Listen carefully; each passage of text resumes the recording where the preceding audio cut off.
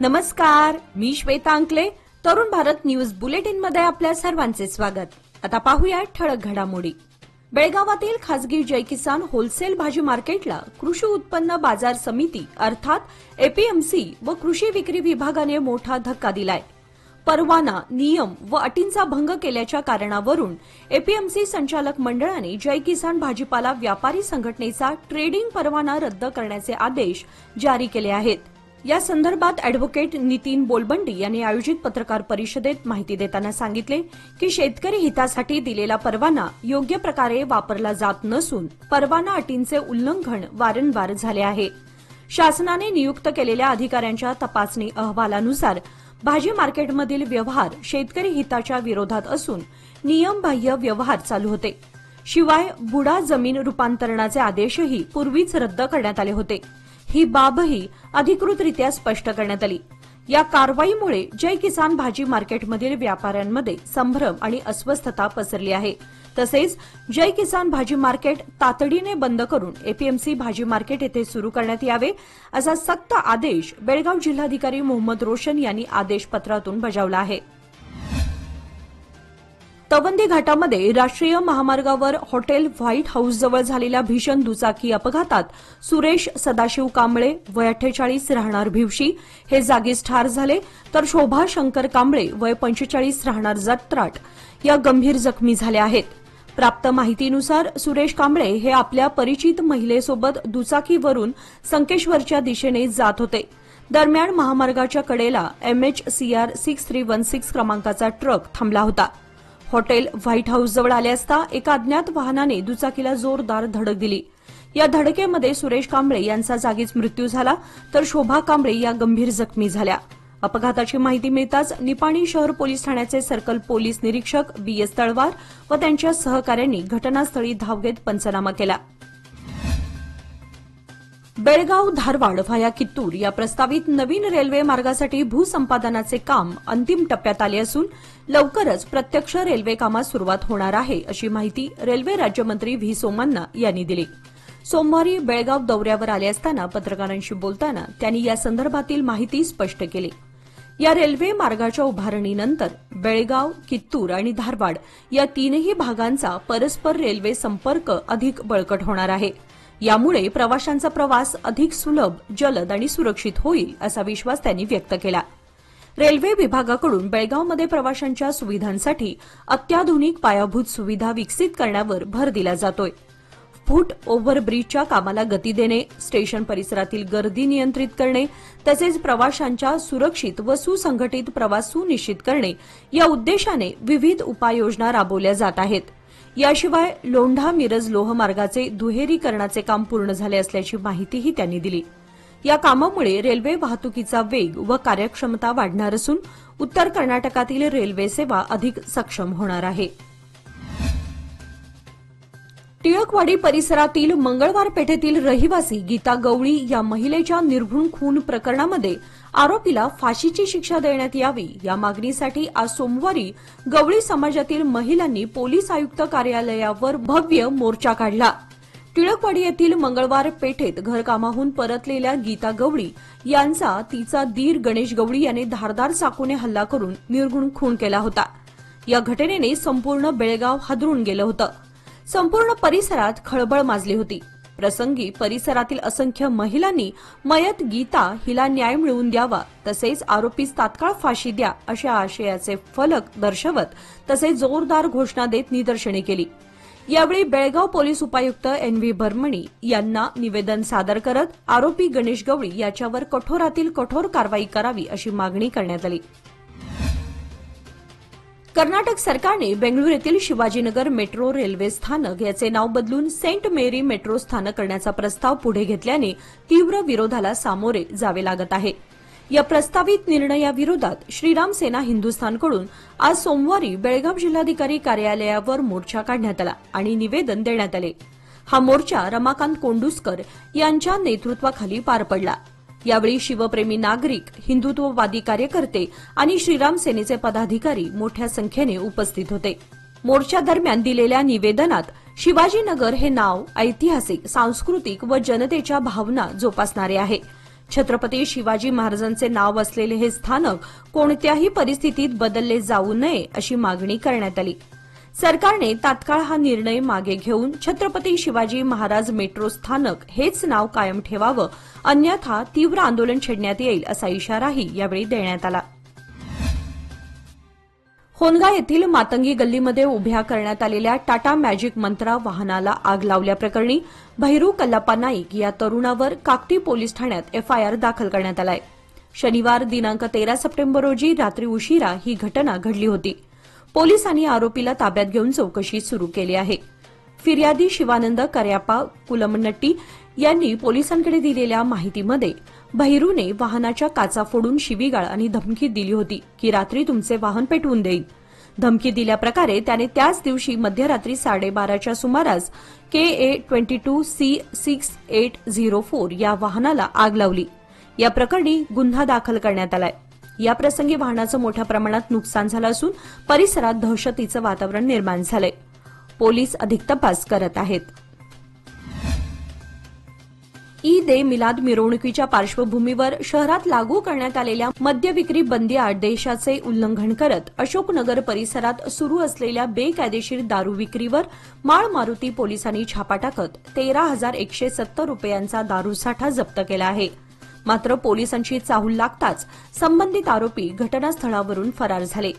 माळ मारुती पोलीस निरीक्षक JM कालीमिर्ची यांच्या मार्गदर्शनाखाली ही कारवाई पार पडली. बेळगाव वन कार्यालयाच्या मागील बाजूस एका कॅन्टीनच्या मागे विविध कंपन्यांच्या व्हिस्की व बियरची बेकायदेशीर विक्री होत असल्याची माहिती मिळाल्यानंतर पोलिसांनी धाड टाकली. ईद ए मिलाद निमित्त काल संपूर्ण शहरात दारूबंदी लागू करण्यात आली होती. पोलीस आयुक्त भूषण बोरसे यांनी याबाबत आदेश दिला होता. सध्या आरोपी फरार असून पोलीस त्याचा शोध घेत आहेत. या प्रकरणी गुन्हा नोंदवण्यात आला असून पुढील तपास सुरू आहे. अथणी तालुक्यातील हल्याळ येथे शेतातील विद्युत मोटार सुरू करताना विजेचा जोरदार धक्का लागून 23 वर्षीय तरुणाचा दुर्दैवी मृत्यू झाला आहे. या घटनेने परिसरात शोककळा पसरली आहे. मृत तरुणाचं नाव मल्लाप्पा संजू शिवापूर वय 23 असून तो हल्याळ गावचा रहिवासी होता. मल्लाप्पा शेतात नेहमीप्रमाणे मोटार पंप सुरू करत असताना विजेचा शॉक लागून तो खाली कोसळला. आजूबाजूच्या नागरिकांनी तातडीने त्याला रुग्णालयात दाखल केले, मात्र उपचारादरम्यान त्याचा मृत्यू झाला. या घटनेची नोंद अथणी पोलीस स्थानकात करण्यात आली असून अधिक तपास सुरू आहे. तरुणाच्या अचानक निधनाने कुटुंबियांवर दुःखाचा डोंगर कोसळला आहे. नागपूरहून गोव्याला जाणाऱ्या एका आयशर टेम्पोला आंबोली घाटामध्ये अपघात झाला. आंबोली घाटातील नानापाणी जवळच्या वळणावर गाडीचे ब्रेक फेल झाले आणि टेम्पो सुमारे 70 ते 100 फूट खोल दरीमध्ये कोसळला. सुदैवाने या अपघातात कोणतीही जीवितहानी झाली नाही. टेम्पो चालक सुमित दत्ताजी उजवे वय 34 जो नागपूरच्या माळा कॉलनी येथील रहिवासी आहे, याला किरकोळ दुखापत झाली आहे. स्थानिकांच्या मदतीने त्याला सुरक्षितपणे बाहेर काढण्यात यश आलं. हा टेम्पो काही साहित्य घेऊन नागपूरहून गोव्याकडे जात होता. आंबोली रेस्क्यू ग्रुपचे संतोष पालेकर यांनी दिलेल्या माहितीनुसार या अपघातात जीवितहानी झाली नसली तरी आर्थिक नुकसान झालं आहे. कर्नाटक सरकारने जातीय जनगणनेच्या अहवालात विविध हिंदू जातींसमवेत ख्रिश्चन असा उल्लेख केल्यामुळे हिंदू जागृती वेदिकेच्या वतीने तीव्र निषेध व्यक्त करण्यात आलाय. माजी विधान परिषद सदस्य महांतेश कवटगीमठ यांनी आज सोमवारी पत्रकार परिषद घेऊन या निर्णयावर सडकून टीका केली. राज्य सरकारने हिंदू समाजातील अनेक जातींसोबत ख्रिश्चन समाजाचा उल्लेख करून चुकीचा आणि समाज विघातक निर्णय घेतला आहे.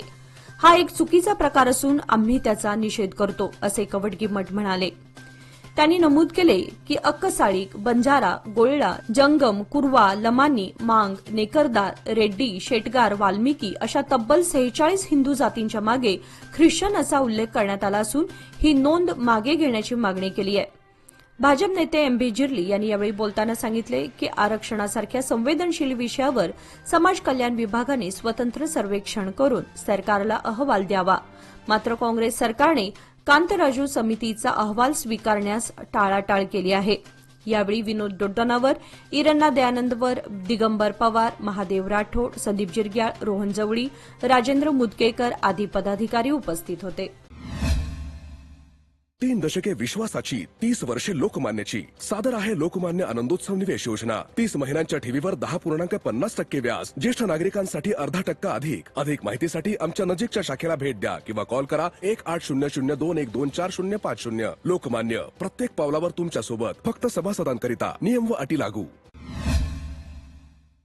आदर्श नगर बेळगाव येथील Vernekar hospital and fertility centre तसेच दैवज्ञ ब्राह्मण गणेशोत्सव मंडळ शहापूर यांच्या संयुक्त विद्यमाने रविवार दिनांक 14 सप्टेंबर रोजी मोफत आरोग्य तपासणी शिबिराचे यशस्वी आयोजन करण्यात आले होते. दीपप्रज्वलनाने उद्घाटन झालेल्या या शिबिराला समाजातील मान्यवरांची उपस्थिती लाभली. डायबिटीस, उच्च रक्तदाब, थायरॉइड, स्थूलपणा, कर्करोग आणि वंध्यत्व यासह विविध आजारांसाठी तपासणी आणि तज्ज्ञ डॉक्टरांचे मार्गदर्शन देण्यात आले. Doctor Umesh Vernekar, MBBS, DGO, doctor Nikhil Vernekar, स्त्रीरोग तज्ज्ञ, डॉक्टर वाणीश्री वेर्णेकर, मधुमेह व इंडोक्रायनॉलॉजी तज्ज्ञ, डॉक्टर आतिक, त्वचारोग तज्ज्ञ, doctor Tarale, orthopaedic surgeon, doctor Saumya, बालरोग व विकास तज्ज्ञ व डॉक्टर शेट्टी, भूलतज्ज्ञ यांच्यासह विविध क्षेत्रातील तज्ज्ञांनी सहभाग घेतला होता. सालाबादप्रमाणे यंदाही नागरिकांनी मोठ्या प्रमाणावर सहभाग नोंदवून सामाजिक जाणीवेचे दर्शन घडवले. वेळीच निदान व उपचार तसेच आरोग्याविषयी जागरूकता वाढवणे हा या उपक्रमाचा मुख्य हेतू असल्याचे आयोजकांनी सांगितले. याप्रसंगी दैवज्ञ ब्राह्मण समाजाचे दयानंद नेतलकर, गुरुप्रसाद तावसकर, मनोज कोलवेकर, प्रभा वेर्णेकर, मंजुनाथ सेठ यांच्यासह अनेक मान्यवर उपस्थित होते. महिला व बालकल्याण खात्याच्या मंत्री लक्ष्मी हेब्बाळकर यांनी नुकतीच कुमारस्वामी लेआउट परिसराला भेट देऊन रस्ते, वीज, पाणी, उद्यान, स्वच्छता, पथदीप आदी महत्वाच्या सुविधांची पाहणी केली. यावेळी त्यांनी परिसरातील नागरिकांशी थेट संवाद साधून त्यांच्या अडचणी जाणून घेतल्या. नागरिकांनी स्थानिक विकासासंदर्भात निवेदन सादर केले. मंत्री हेब्बाळकर यांनी जनतेच्या मागण्या ऐकून घेत त्या टप्प्याटप्प्याने पूर्ण करण्यात येतील असे आश्वासन दिले. प्रसंगी ज्येष्ठ नागरिक क्षेमाभिवृद्धी संघटनेच्या वतीने मंत्री लक्ष्मी हेब्बाळकर यांचा विशेष सत्कार करण्यात आला. हा कार्यक्रम अध्यक्ष व्ही.जी. निरलगी मठ यांच्या अध्यक्षतेखाली पार पडला. यावेळी नगरसेवक संदीप जिरग्याळ, सी.बी. संगोळी, एस.एस. गंगापूर, अरविंद जोशी, योगेश तळवार, मल्लिकार्जुन रोट्टी, पट्टण शेट्टी यांच्यासह अनेक नागरिक सहभागी झाले होते. मंत्री हेब्बाळकर यांनी पायी फिरून संपूर्ण परिसराची पाहणी केली आणि शिवालय येथे स्थानिक नागरिकांशी चर्चा करत त्यांच्या समस्या जाणून घेतल्या. बेळगावच्या पशुसंवर्धन विभागाच्या सभागृहात वार्षिक महासभा, प्रमाणपत्र वितरण आणि 2025 मध्ये धारवाड येथे होणाऱ्या कृषी मेळाव्यासाठी ग्रामपंचायत स्तरावरील संजीवनी महिला संघटनेच्या सदस्यांना प्रस्थान देण्यात आले. या कार्यक्रमात महिला शेतकरी महिलांनी आपल्या संघर्षमय वाटचालीतून संघटित होऊन स्वाभिमानी जीवन जगण्याचा आदर्श निर्माण केल्याचे गौरवोद्गार व्यक्त करण्यात आले. तोट्यातून तग धरलेल्या महिला जग बदलण्याची क्षमता ठेवतात असे प्रतिपादन यावेळी करण्यात आले. या कार्यक्रमामध्ये उपस्थित मान्यवरांनी महिलांसाठी 50% राजकीय आरक्षण, नरेगा, शालेय भोजन योजना, आशा कार्यकर्त्यांसाठी योजना आणि गृहलक्ष्मी योजना यासारख्या काँग्रेस सरकारच्या उपक्रमांमुळे महिलांचा विकास व सक्षमीकरण शक्य झाले असल्याचं नमूद केलं. प्रमुख पाहुण्यांमध्ये निर्मला तिगडी, मल्लिकार्जुन केळकर, डॉक्टर आनंद पाटील, डॉक्टर रवी सालीगौडर, प्रदीप सावंत, महादेव पटगुंडी, महेश भजंत्री, विविध महिला संघाच्या सदस्या, पशुसखी, कृषी सखी आदींची उपस्थिती होती. या उपक्रमातून महिलांच्या नेतृत्व क्षमतेस बळ देत समाजातील त्यांची भूमिका अधिक दृढ करण्याचा संदेश देण्यात आला. टिळकवाडी पहिल्या रेल्वे गेटजवळ नव्याने उभारण्यात आलेल्या कला मंदिर व्यापारी संकुलाची सध्या स्थिती दयनीय बनली आहे. अवघ्या 6 महिन्यांपूर्वी लाखो रुपयांच्या खर्चाने बांधण्यात आलेल्या या संकुलाचे उद्घाटन मुख्यमंत्री सिद्धरामय्या यांच्या हस्ते मोठ्या थाटामाटात करण्यात आला होता. मात्र आता हे संकुल अस्वच्छता व देखभाली अभावी आणि व्यवस्थापनाच्या उदासीनतेमुळे अत्यंत वाईट अवस्थेत आहे. स्मार्ट सिटी योजनेअंतर्गत उभारलेले हे संकुल आज प्रशासनाच्या दुर्लक्षाचा बळी ठरत आहे.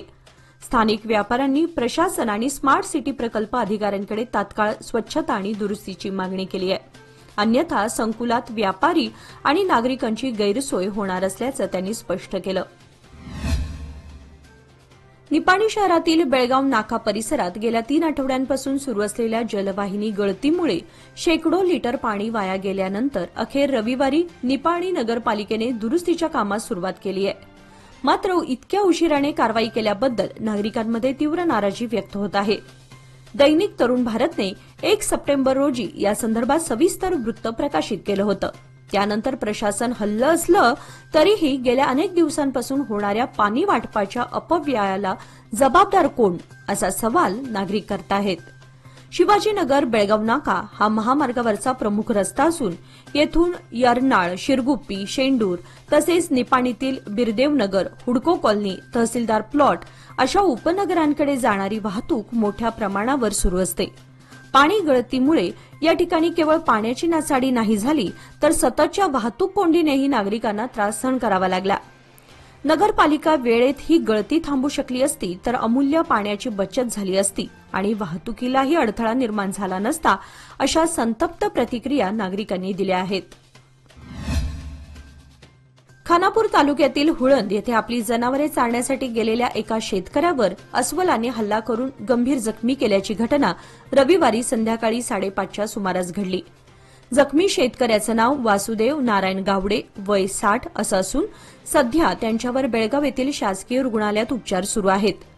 वासुदेव गावडे हे संध्याकाळी जनावरे चारून परतत असताना अस्वलाने त्यांच्यावर अचानक हल्ला केला. अस्वलासोबत 2 पिल्लेही असल्याने ते अधिक आक्रमक झाले होते. हल्ल्यामध्ये गावडे यांचा डावा डोळा आणि चेहरा भीषणरित्या जखमी झाला. अत्यवस्थ अवस्थेतही त्यांनी कसाबसा बचाव करत घर गाठले व नंतर नातेवाईकांनी वन खात्याला घटनेची माहिती दिली. कणकुंबी वनक्षेत्रातील ही या वर्षातील 4थी अस्वल हल्ल्याची घटना असूनही वन विभाग मात्र अद्यापही निष्क्रियच असल्याची स्थानिकांची तक्रार आहे. जखमींना योग्य ती नुकसान भरपाई व तात्काळ मदत न मिळाल्याने नागरिकांमध्ये संतापाचं वातावरण निर्माण झालंय. वन विभागानं घटनास्थळी भेट दिली असून पुढील कारवाई सुरू असल्याचं सांगितलं जात आहे.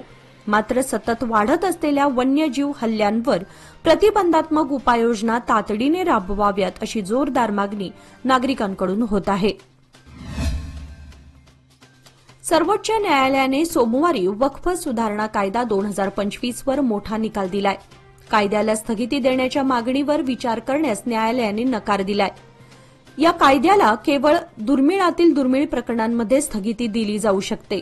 आम्ही असे गृहीत धरले आहे की गृहीतक नेहमीच कायद्याच्या घटनात्मकतेच्या बाजूने असते असे स्पष्ट करत या कायद्याच्या वैधतेला आव्हान देणाऱ्या याचिकांवर अंतिम निर्णय होत नाही तोपर्यंत ही स्थगिती कायम राहील असा आदेश सरन्यायाधीश B.R. गवई आणि न्यायमूर्ती ऑगस्टिन जॉर्ज मसिह यांच्या खंडपीठाने दिला. अमृत भारत स्टेशन योजनेच्या अंतर्गत अळणावर रेल्वे स्थानकाच्या पुनर्विकास कामांची आज सोमवारी सायंकाळी रेल्वे राज्यमंत्री व्ही सोमण्णा यांनी पाहणी केली.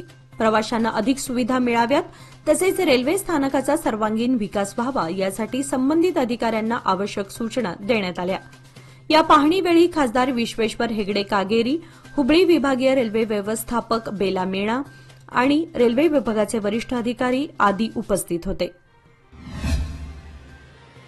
नेहरूनगर येथील पीपल ट्री महाविद्यालयात शिक्षक दिन व फ्रेशर्स डे एकत्रितपणे मोठ्या उत्साहात आणि सांस्कृतिक रंगतदार कार्यक्रमांसह नुकताच साजरा करण्यात आला.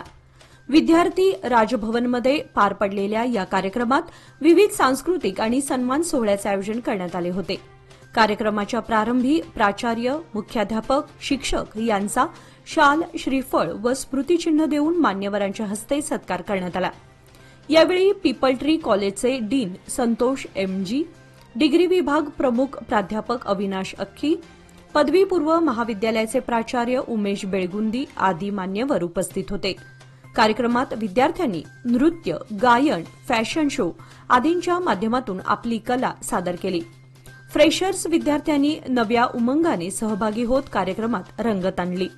महाविद्यालयातील शिक्षकांचा गौरव आणि विद्यार्थ्यांच्या स्वागताचा सोहळा मनमोहक ठरला. केंद्रीय रेल्वे राज्यमंत्री व्ही सोमण्णा हे आज सोमवारी 15 सप्टेंबर रोजी बेळगाव दौऱ्यावर असताना त्यांच्या हस्ते अनुगोळ येथील 4था रेल्वे फाटकाजवळ प्रस्तावित रोड अंडरब्रिजच्या कामाचे भूमिपूजन करण्यात आले. या उपक्रमामुळे दक्षिण बेळगावातील नागरिकांची प्रतीक्षा लवकरच संपणार असून रेल्वे गेटमुळे होणाऱ्या वाहतूक अडथळ्याला कायमस्वरूपी समाधान मिळेल अशी अपेक्षा आहे. राज्यमंत्री व्ही सोमण्णा यांनी भूमिपूजनासह रेल्वे गेट परिसरातील कामाची पाहणीही केली. यामुळे शहरातील रेल्वे प्रकल्प व अन्य विकास कामांना गती मिळणार आहे. यावेळी महापौर मंगेश पवार, खासदार जगदीश शेट्टर आणि इतर अधिकारी वर्ग उपस्थित होते. याचबरोबर आजचे बातमीपत्र इथेच संपले. अधिक माहिती आणि ताज्या घडामोडींसाठी पाहत रहा तरुण भारत न्यूज चॅनल. तसेच आमच्या चॅनलला लाईक, शेअर आणि सबस्क्राईब करायला विसरू नका. आणि विश्वासार्ह बातम्यांसाठी दररोज वाचा दैनिक तरुण भारत. धन्यवाद.